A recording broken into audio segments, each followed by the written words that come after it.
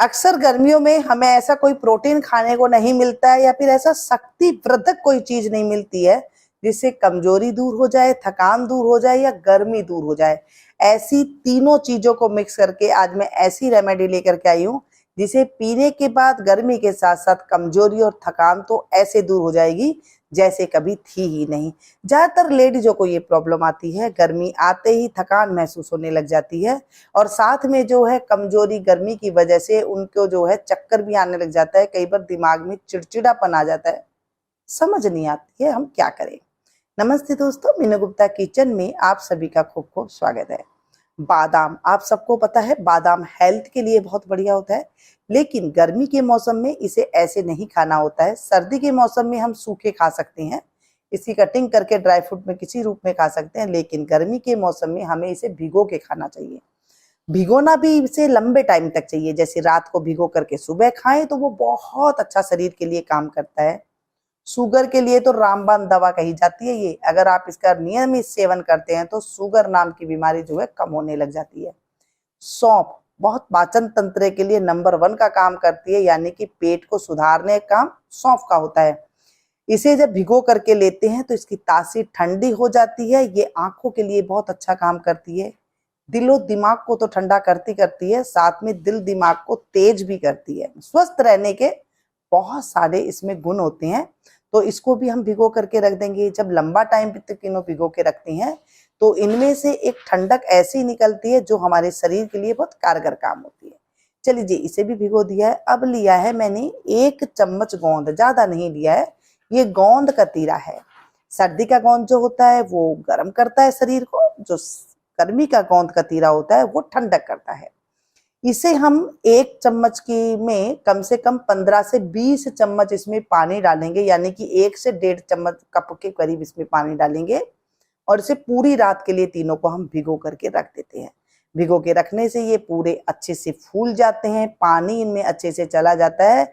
ये फाइबर से भरपूर होते हैं, तो हमारे शरीर के अंदर पानी के साथ साथ अनेकों बीमारियों को दूर भी कर देते हैं। चलिए जी, बादाम हमारे सुबह सवेरे फूल करके तैयार हो गए हैं। अब इनका छिलका उतार करके हम खाएंगे। कभी भी बादाम खाए ना, छिलके के साथ ना खाया करें, वो हड्डियों में जाकर के छिलके चिपकते हैं तो वो इतने गुणकारी नहीं होते हैं। इनके छिलके उतार के ही जब आप सेवन करेंगे तो वो ज्यादा अच्छा काम करते हैं। भिगो करके बता रही हूँ, सूखे तो पीस ले, कोई बात नहीं है।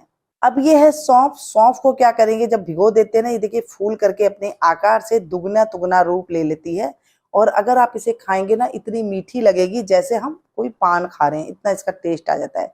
इसको हम पानी के साथ ही यूज लेंगे।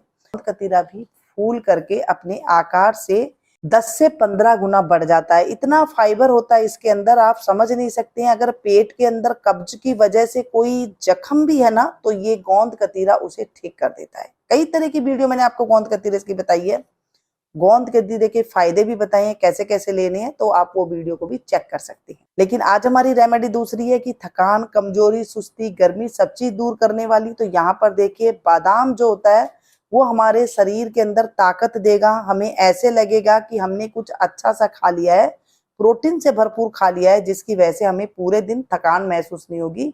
आलस जैसे सोते रहते हैं ना बार बार, वो आपको महसूस नहीं होगा और बहुत अच्छे से ये आपको ताकत देगा। सौंफ जो है, इसके पानी के साथ ही हम इसे पीसेंगे। दोनों चीज को अच्छे से पीस लेंगे। सौंफ ठंडक इतनी होती है कि पेट के जितने भी जो डाइजेशन के रूप में खराब होता है ना, जैसे धरण, कोढ़ी वगैरह जो होती है, उसको भी ये सेट करती है। बादाम ताकत देता है। बादाम के अंदर तेल भी होता है, तो वो भी हमारे शरीर के अंदर बहुत अच्छा काम करता है। यहाँ पर सौंफ और मैंने बादाम को अच्छे से पीस करके रख लिया है। थोड़ा पानी की जरूरत पड़े तो और ले लीजिएगा, नहीं तो जितना सौंफ में पानी था उतना पानी बहुत है। चलिए जी, इसे हम एक साइड में रख लेते हैं।